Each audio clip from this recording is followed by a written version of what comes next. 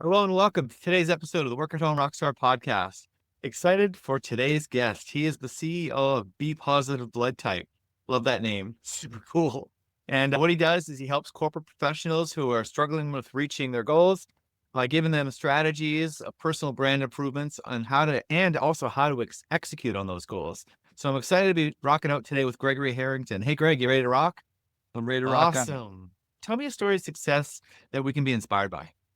Man, one of the best ones that I'm continuously looking at is whenever I'm helping some of my guys who are just on the verge of entering their business. And so let's say, for example, the one thing that oftentimes comes up, especially me being a speaker for so many years, I think I've been speaking professionally for like 15 plus years, right?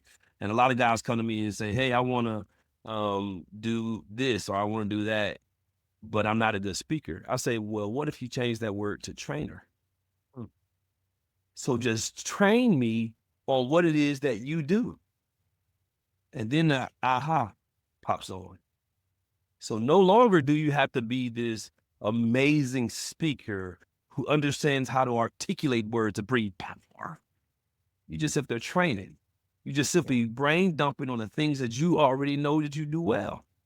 For example, I have a friend of mine, and he's really well spoken, soft in his words, but he is in the midst of everything AI. And last time I checked, artificial intelligence is huge right now, and it's going to get bigger and bigger and bigger. So let's not be the one who talks about elegance and all the best words for speaking and being able to tell the best stories. But can you teach me some of the new things of artificial intelligence? Can you just simply train me? And it's just a 2-hour session that I train people on. And within a week or two, he was already on the stage getting paid. Wow. You're really scratching where it really itches. Right now, if you hear the word artificial intelligence, going back to that example, it's a huge space. And my background is computer science. So I graduated in 1997 from Jackson State University in December. So, definitely all up, we have the Heisman Trophy winner. Just want to point that out. We taking credit for that. He's at Colorado, but in December, he won the Heisman Trophy, went to Jackson State first, and then went to Colorado, all of to Travis Hunter and Deion Sanders. Anyway, going back to it. Well, I've been in computer science all this time. And so artificial intelligence has been part of our conversation throughout this entire time and even before me. I graduated in 97. That's 27 years ago, right? Mm-hmm. But now people are like everything. Everything is supposed to get better and better and better.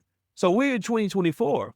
In 2030, 2040, 2050, artificial intelligence is going to be doing even more for our lives. Yeah. So it's important, and I impress upon his heart, it's important for him to get in the game now. Yeah. So he could be the thought leader all the way to he dies and potentially pass it on. And at the same time, that is his small business. And the biggest aha is that he literally has to do minimal training. Literally has to do minimal training because he already has proven it in his daily work and how much he's just in the space now. So I think, when I see that light bulb comes on and help these guys understand that sometimes you're now switching from the consumer mindset to the business owner, that's a beautiful thing. I love that component because basically I'm helping guys to be potentially able to transform their lives in a financial way, and not to mention fulfill their purpose by doing something that they've been doing and living in their expertise, living in their passion. That's awesome. So I graduated with a computer science degree as well in 2000. I'm sorry till I die. Mine's from Canada, though. Much smaller university than yours, but still. I understand.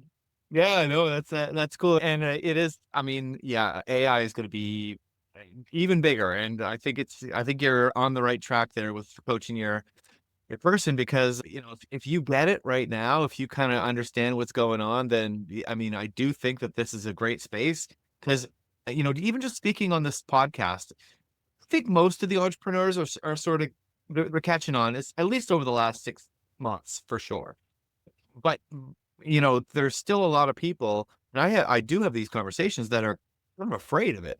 They're like, oh, AI, they sort of think like it's the Terminator coming after us, right? No, But I mean, it's just a tool. It's just a new tool that we can use that's going to make our lives, definitely as business owners, to be a little simpler. I mean, we've got this sort of sounding board. I mean, I use it all the time just for regular things. I use it even just to set up my grocery list. Like, it's one of those things where it's just such a great tool that you can use in business.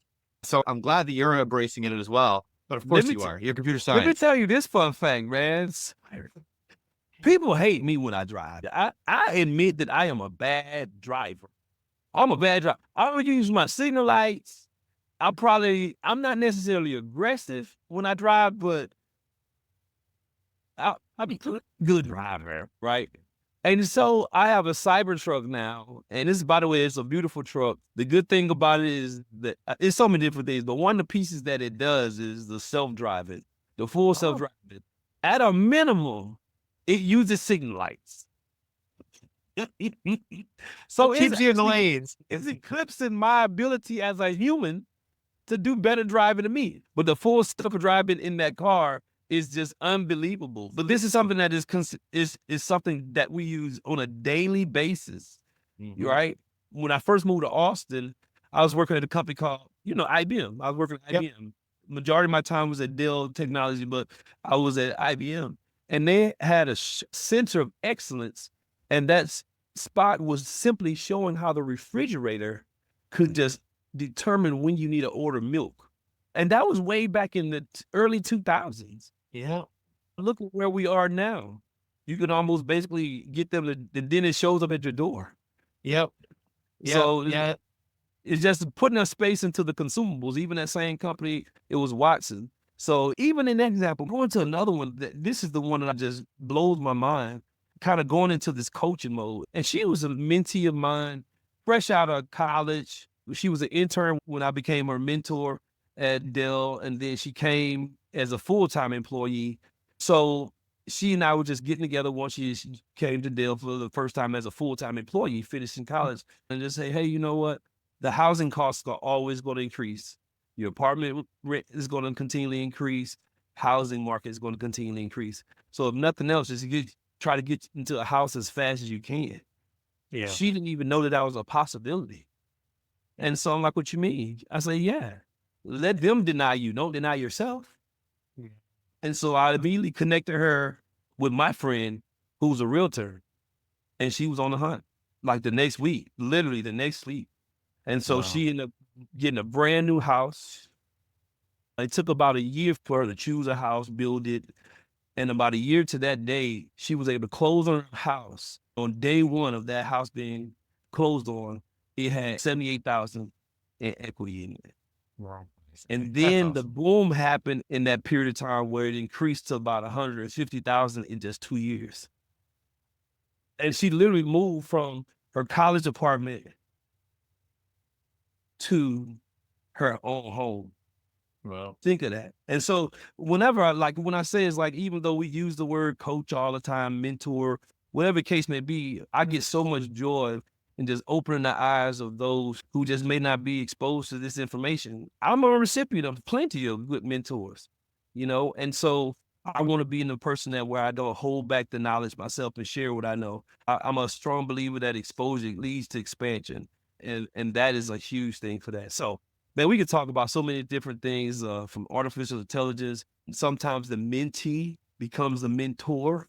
I have another example where one of my mentees, I encouraged her to get a house. This is a whole different person.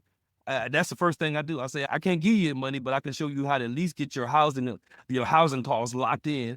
And so she gets a house, and then she starts being brave and renting one of the bedrooms on Airbnb.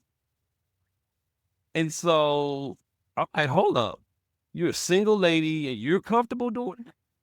Whereas I'm a male, so maybe I could be comfortable, especially I had the ability to rent my entire house. So she became my mentor. wow. And so I started renting my house, and that was way back in 2017. December 25th, 2017 was when I had my very first guest on Christmas Day. And it was Wow. a father who needs some space to have a celebration with his children. So happy to do it, but that's just additional business ideas that it takes a little bit of faith to walk out in. And I've been an Airbnb host since then. Well, yeah. So along with the good note, though, sometimes there's some bad notes that we hit, right? So Oh not yeah. everything goes as planned. And Yes. I like to normalize that a little bit because it tends to be that, people are just afraid to fail. And on the other hand, when we hear the stories of people that are, experiencing some success in their lives, there's always some. There's something we could talk about. So I'm wondering, can you tell us the story of something that didn't go as planned and how you recovered or how we can recover? Well, that the one thing that oftentimes happens, man, is sometimes we're just so fearful of failure.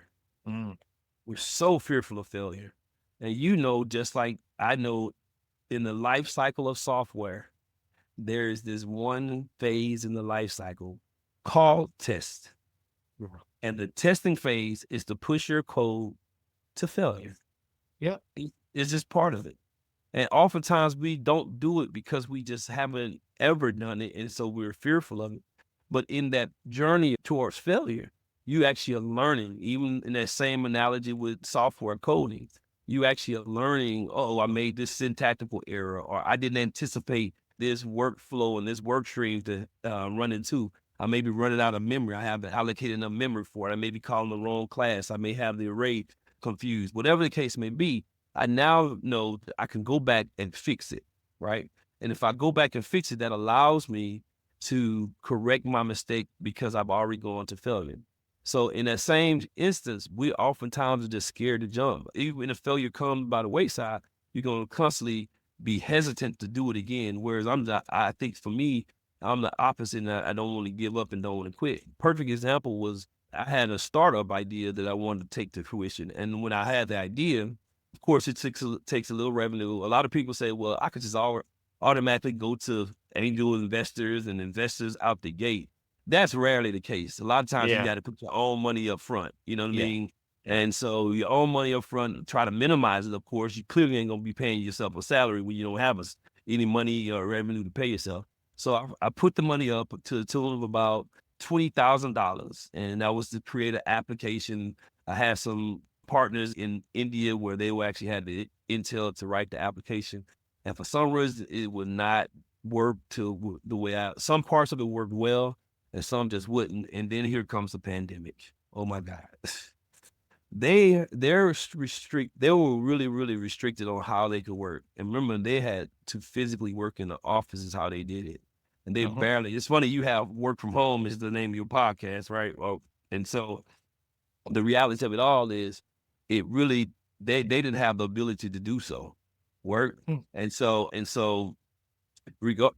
the end of the day, a lot of my stuff came to a screeching halt. And so at that point, I had to just basically sit and wait for them because one is like you're tied between two negative situations. One, I need the code to be updated. I need to be correct. I can't just take this and go to a whole nother drop them as a developer and go to another one. So I got to stay with them because I've already invested so much money with them. And for Yeah. some reason, and everything worked smoothly. I felt like they had done such great work, but for some reason, we just couldn't get past this one little hurdle. And that happens. And so from a development perspective, I'm like, what's going on? Like I literally saw it. We did video of it. It seemed like it's working on their side. So clearly I can't launch that. And so at the end of the day, it's like, staying in the fight. And now fast forward all these years later, now it's a full rewrite of the code. Not really rewrite, but at least some version of getting the code right for Uh-huh. Android as well as iOS.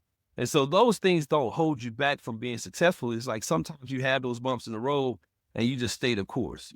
Sometimes you got to make sure you're not the problem. And so Mm. in that example, I had to be honest. I was working a full-time job. In that example, a lot of the delays were caused by me. So I Yeah. honestly had to fire myself. I was CEO of the company, right? And I had to fire myself. I tried to bring on a friend of mine to be the CEO of the company to make it push forward. But she was like, I don't want to be the CEO, but let's just put her in a COO position because she was doing a really great job of project management. And so she came on and transformed the way we started having a project. And so at that space, we still haven't launched yet, but at least we have the proper pieces in place. Sometimes you got to understand your strengths and understand your limitations. And so it's not just a conversation of your weaknesses, but your limitations. At the time, I had a full-time job. So just imagine somebody, the CEO, saying, I got to fire myself. You got to be honest. You got to be honest where you are and put the people in place. Sometimes that ain't your strong suit. For example, the best example I give is my baby brother, Chef Big R, Chef Randall Harrington. I'm putting him on the map. Harrington's Cuisine. Check him out. Give a plug for him. That's his IG and his Facebook, Harrington's Cuisine. So anyway, long story short, he's a chef. He like to cook, right? He may not want to put a website together. He wants to cook. He may not want to do the marketing. He wants to cook, right? Yeah. So when it comes down to some of the social media stuff, his wife does a good job of that. Okay. By the way, she can really, really cook too. She loves to cook and I love to eat. So it's a partnership made in heaven, right? But the reality of it all is you got to understand your skill sets. You can bring in somebody to do those small mom and pop things, right? So I call them MWA, minimum wage activities. Sometimes you just get a virtual assistant to do it. These days we have, like, if you're not good on social media, it's so many different artificial intelligence tools that allow you to take one big video, like this one video, you may end up chopping it up into small clips. And I end up either I get memed or it's a powerful message, regardless, I take it. But it's good though. It's important to understand that. But it's like those MWAs, minimum wage activities, I stole that from somebody else. I had to speak to myself. Because I was just doing too much and nothing was getting done. In my training for my goal and vision setting, I call that the scatterbrain approach, because sometimes you just got too much on your plate and you got to be honest with your time management, honest with your interests, honest with your passion, honest with your skill set, your knowledge and the skills. And from there, it allows you to really focus on the things you're good at. And sometimes, I mean, at the end of the day, my daughter could help with some of the small social media posts, right? She's 14 now, you know what I mean? And you just give her a little bit of payment for it, and she's happy to do it. But a lot of times they're better at it than we are, right? Yeah. Yeah. And it's funny that sometimes you struggle with things that, like you say, are minimum wage activities. It's something that you really shouldn't even be struggling with in the first place. You shouldn't even get yourself into those weeds.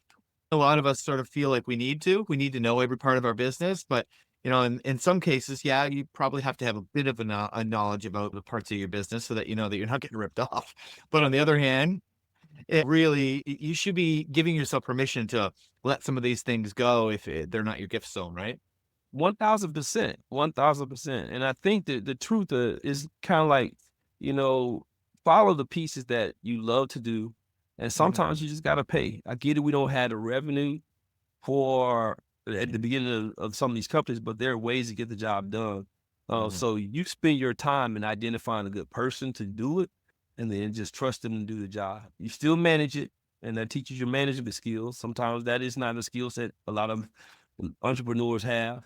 Why is personal brand so important? Personal brand is so important because it says, what are people saying when you're not in the room about you?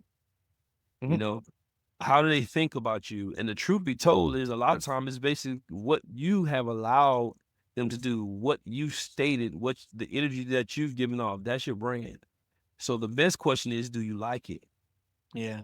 Like the brand that they have. How can you even evaluate it? The way I approach is a AAA effect. You got to assess, adjust, and apply. So that's your 3 A's: assess, adjust, and apply. So you got to assess where you are. And then if you don't like it, you got to adjust it. And then once you adjust it, how can we change the narrative? Once you adjust it, that's just internal. The application and applying that new brand, that improved brand, is how you get and market yourself to others. And the reason I specifically say market, because I pair it to the same things that we see all the time in our space. When you see those golden arches, we know what they are. There's McDonald's. You see the gecko, that's associated with Geico, right? Insurance. Yeah. And so at the end of the day, when they see you, what do they see? What's your brand? Have you been and the thing about it is sometimes you will end up suffering and not even knowing that you're putting yourself in a bad place. Some people just simply don't know the culture of certain businesses. When you walk into the room, certain things happen and you don't even know how to respond to them. You may have somebody who never speaks. And so they're never sharing what they can give to the company. And so what I tell corporations when they bring me in, it's important to understand everybody in the room. And the way I do it is by bringing me in to do an assessment with all of them. And so the main pieces have different introductions, different strategies. Some of the ones I use, Peggy Klaus has a book, Brag, How to Toot Your Own Horn. And in that book, she talks about a Bragalog. And the Bragalog basically says, let me help you to help me. Yeah. And the reason why I use Bragalog more than an elevator pitch is because the nuance component of the elevator pitch is all about the timing of it. The Bragalog is specializing, what do you say in that time that you have with them? So when you go in the elevator or in a coffee line, what do you say? Help me to help you. Yeah. I have an old friend of mine that he's a mentor. I still consider him a mentor to this day. Now he said, if you don't tell me it happened, it didn't happen. Yep. They have their own business. How can you help? They got to go home. After this coffee, they go drink and they go back to 5 different things. But you got to be succinct enough to let them know exactly what they should help you with. You know what I mean? And real short, when you email them, let's say follow up with email, you still need to be very succinct in your messaging. And so those are different tips that a lot of people don't know. They want to give the whole bio when they talking about, and the person that they talking to hears nothing. No. Yeah. And so that's why, in my current business, I speak on personal brand, and then the complementary component of that is the goal and vision setting. So the goal and vision setting component, especially now that we're in the new year, that's very huge, because a lot of times in the New Year's, people make resolutions, but what about just a regular time? I'm turning 50 in March, and I got to be honest with you, I want to be a little more toned, right? That's the best way I can say that. I want to be a little more toned than I am now. Too good of a cook, though. I know. He'll say pull up in a real quickly. And so I'm like, coming through, we breaking this. I need to go into the gym. I need to go change my diet, right? And so you have to be very specific in what you're doing so you can reach your goals. Even if it's a diet conversation, even if it's a business journey, let's identify the pieces that are blocking your success and remove those and help you to reach your goals for whatever it is. Sometimes it couldn't be just you just overanalyzing things. On one of the last podcasts I was on, it was like you become a master by 10,000 hours. Man, I'm not waiting for you to do 10,000 hours on anything. You dead by then. You know what I mean? Depends on what it is. You dead. So you just got to jump, man. So don't get it confused. It's calculated jumps. So let's get you ready. Like a lot of people say, well, I'm not really a good speaker. Well, guess what? The average person that you deem as a good speaker now, every time they get on stage, they probably evaluate what they said. Every time. Yeah. Especially whenever it's a question and answer period, they'll answer the question, and then an hour later, man, I wish I would have said this. You know what I mean? That's going to happen. And when you think about it, that person that has the 10,000 hours speaking, at one point they had 0. So what happened then? How did they end up getting to that time if they never, started, right? So you got to start somewhere. Yeah. Right? Everything big started out small. Everything big started out small. Yeah. And so I think that's the piece that sometimes they never jump because they're in the paralysis of analysis. Yeah. And constantly trying to change. No, it's never going to be perfect. But I mean, a lot of this, so we talk about, having mentors, having coaches. And I mean, in today's world, easier to find people that, are quality mentors that can help us along our way. But really what they're there for is they're there to compress some of that time. Because, like you say, 10,000 hours is going to take some time before you get there. But in the meantime, there's probably somebody who's walked that path already that can give you some pointers and some tips and tell you what to avoid and what to do, right? So I'm wondering, like, you mentioned that you have a mentor earlier, like, is it one mentor? Like, how many people do you look to in your life to get you to success? Oh man, I have so many. There was a period where I was considering running for state office as a state representative from my district here in Texas. And it was a few that even come into my head just to think about it. Right. So that's the first thing. Just, hey, this is something that you can consider doing. And so then if you want to, you already involved in the community. I definitely don't call myself a politician, but I was involved in the community and certain things were passion for me. I'd go into, going to legislation and testify on certain topics and certain agendas. But at the end of the day, it's like I wanted to learn from people who had done it before. Yeah. There are too many wheels out here that's already rolling. No need for me to try to reinvent. You know what I mean? Yeah. And so that's one. In this space right now for speaking, one of the transitions of life, and this is the really, really, really huge one. If anybody walks away from anything, this is what I really want them to understand. When you punch the 9 to 5 clock, you getting your check every 2 weeks, man. And sometimes you got vacation and you got this kind of bonus, that kind of bonus. You getting a check every 2 weeks, whether you're hourly or salary. Yeah. When you working from your own, it's you, man. Yeah. Your habits gotta change. Yeah. And so with me transitioning from being in the corporate America, and I was doing speaking at the same time, to now doing nothing but the entrepreneurship and doing nothing but the speaking business, this is something that I had to get coaching on, because I did not want to be trying to figure it out on my own.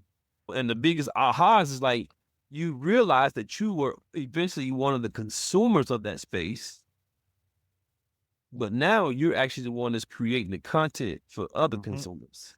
Yeah. You know what I mean? And so that's kind of one of the things I had to learn. So I had to get some, and sometimes, let's call it what it is, we run from what we have to pay for sometimes. I get it, sometimes it's hard to cut those checks, but I found it to be valuable for me to be in a position to get checks. Like, for example, to get success. And the coaching is what has even got me on this call. One of my direct coaches told me about your podcast. And so I feel it to be very important for me to reach out to you and check your podcast to see if there's a match for what we're trying to do. And the leadership component of it is perfect for what I want to help your audience do. And of course, in that space, we now have the ability to help each other. I introduce my people to your crowd, you introduce people to your crowd. So the main piece is, having the opportunity to help people, the instrument of choice, tools for success, and the learning from the best. That mentor component is huge. Because there's no need for us to reinvent the wheel. People have done it. And so on one of the last podcasts, the question was asked, what's the difference in an accountability partner and a coach? Yeah. A whole lot. Yeah. Let's take it to the gym. Now, nothing against those who are overweight, but you cannot be my fitness coach and you ain't. An accountability partner can. Yeah. Right? Yeah. An accountability partner can. But a coach, I want to see you doing the work. I want to see the successes you have. I want to see you put the strategy. The accountability partner is getting you there. The coach is actually getting you there, as well as showing how to be successful now that you are here. Yeah. So these reps, if we going up, bench your weight, we actually go, oh, you need to change what's your goal? What part of your pick are you trying to improve on? Is it a wide stretch or a close? You doing push-ups? Are you trying to gain tone? Are you trying to gain? Some people are trying to gain weight. Are you trying to lose weight? Are you trying to get rid of love handles? Are you trying to improve your knees so your knees don't hurt? Are you trying to improve your shoulder? They know what to do. Accountability coach don't have that level of expertise. It's just basically a friend of yours is popping up saying, hey, let's go. I mean, some don't even come to the gym with you. The accountability part just text you, hey, you did that? Yeah. I want a coach is somebody who's in the trenches. And specifically me, at a minimum, not only am I being a coach, I'm also hoping to be the one who's advocating for you as well. And when I say advocating, I'm hoping to be the one that help put you on a few different stages, use my network as your own. You know what I mean? And that's exactly like that example I gave earlier whenever I had a friend, one of my clients who never even saw themselves as a trainer. They definitely see themselves as a speaker, but now they're going to be paid to be on some stages speaking about their purpose in artificial intelligence. And so that's the same thing from a coaching. So I personally, in my specific coaching style, I feel like my success is, your success is, the perfect example was this past weekend, going back to the Heisman Trophy winner. Shador Sanders is the quarterback. Travis Hunter is a two-way player. Shador Sanders said this a lot, man, I'm a really good quarterback, but I believe him getting the Heisman is equally me getting the Heisman because I throw him the ball. It's true. What an amazing thing. So he's playing quarterback at a high level. He's playing wide receiver at a high level.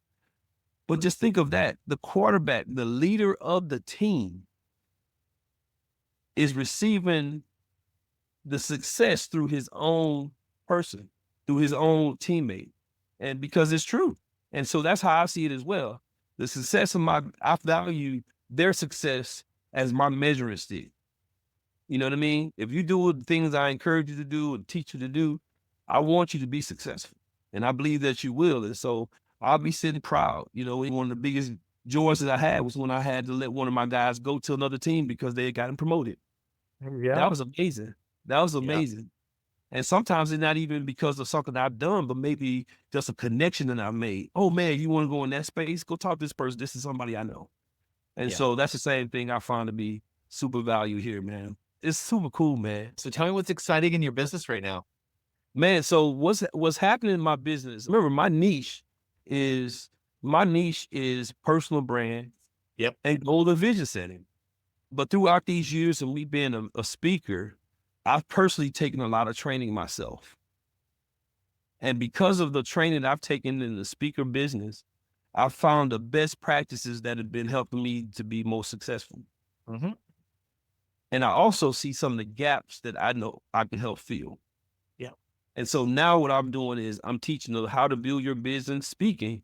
It's a 2-hour training. The website is the letter B, spell positive, blood type. So bpositivebloodtype.com.